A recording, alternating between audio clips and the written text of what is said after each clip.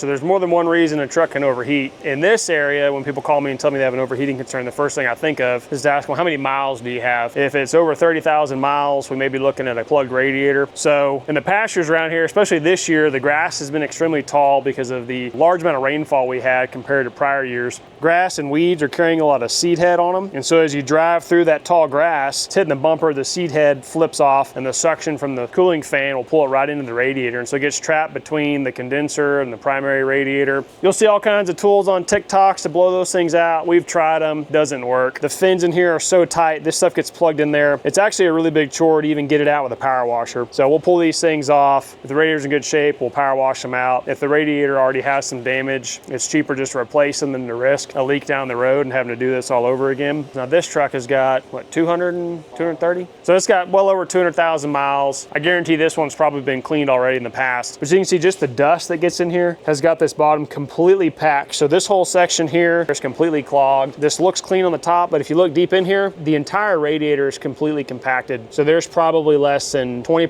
airflow through this thing. So if you do have to drive off-road, there's not a whole lot you can do to prevent this. The one thing you can do, and we've done this here, is you can pull the grill off, take some window screen from your hardware store, and wrap this thing as much as possible. Now, it will restrict the airflow just slightly, so you could see a 5-degree increase in your operating temperatures, but it will help prevent this from coming in there. Now, the key is you've got to get it all the way around the top, the sides, and especially the bottom. I've seen a lot of people put it on the front. Well, a lot of this stuff actually comes in from the bottom side, and so you got to make sure you get it all the way up underneath that radiator, cover the very bottom of it, and then just make sure that it doesn't get plugged up with stuff as well. But that can definitely slow this down, maybe get you an extra 50 or 60,000 miles between your service.